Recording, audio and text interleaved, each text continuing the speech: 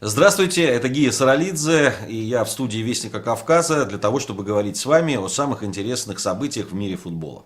Совсем недавно состоялись матчи Кубка России. Матчи были разные, интересные, сенсационные, с интересными результатами, неожиданными результатами, прогнозируемыми и так далее. Ну, там один вылет ЦСКА из Кубка, действующего обладателя Кубка, чего стоит. При том, что ЦСКА играл в таком основном боевом составе, что называется. С другой стороны, абсолютно по поражению Нальчинского Спартака в Астрахани, который привез просто проигнорировал это соревнование и привезли туда дублеров. Ну, можно понять, Нальчинский Спартак, им сейчас надо бороться за выживание, что делать все тяжелее и тяжелее этому клубу, особенно с уходом Юрия Красножана. В общем, возможностей у клуба не так много, тем более, что бюджет один из самых низких в премьер-лиге.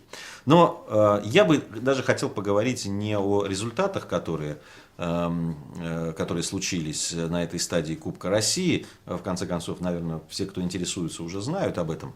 Я бы хотел поговорить о значении вообще этого турнира Кубка России в иерархии нынешней футбольных первенств и футбольных соревнований. Вот сразу после того, как матчи состоялись Кубка России, зазвучали голоса, и это, я слышу эти голоса каждый год, о том, что Кубок России умер, что это абсолютно ненужное соревнование, что его надо реформировать, что его надо с ним сделать что-то другое и так далее.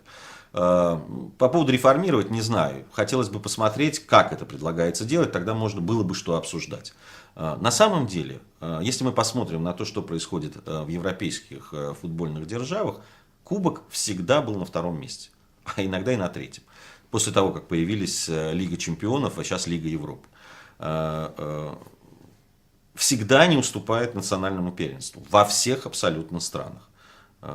Что бы ни делали, как бы ни реформировали и давали возможность тем клубам, которые выигрывают кубок, играть в европейских кубках, а соответственно зарабатывать и так далее, все равно первенство страны это всегда на первом месте, кубок это, так сказать, по остаточному принципу. И ничего с этим не поделаешь. С другой стороны, везде кубок интересен тем, что в этом соревновании во всех странах принимают участие выходцы из других низших дивизионов. И для них это возможность проявить себя, потешить самолюбие своих болельщиков, обыграть какого-нибудь Гранда, да, как вот обыграли сейчас ЦСКА. Ну, я думаю, для болельщиков это великое событие, поэтому все будут помнить эту историю.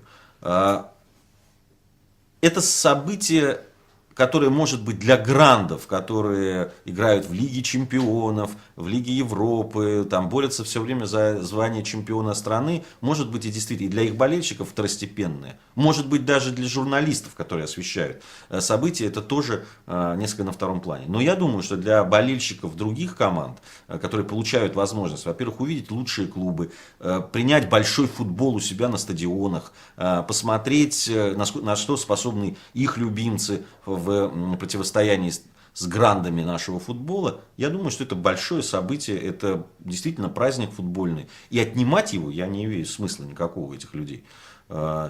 Тем более, что не так много возможностей у футболистов, которые играют в низших дивизионах, себя как-то показать перед большой публикой, и перед экспертами, и перед людьми, которые отбирают какие-то футбольные таланты для других команд и так далее. Но это рынок. И, конечно, в этих играх проявляются по максимуму возможности, пытаются проявить свои возможности молодые футболисты, и футболисты, которые, может быть, не молодые, но с амбициями. Поэтому мне кажется, что Кубок России абсолютно выполняет свою миссию.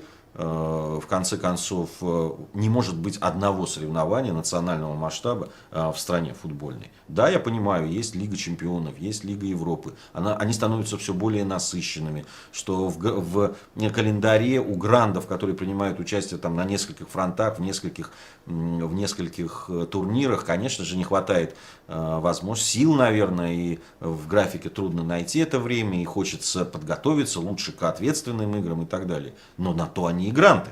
для того, чтобы находить возможности, резервы и силы для того, чтобы выступать на нескольких фронтах. Не можете, ну, поступайте как Начинский «Спартак», который играет дублерами. Поэтому мне кажется, что это важное соревнование, интересное соревнование. За ним действительно любопытно наблюдать. Абсолютно искренне об этом говорю.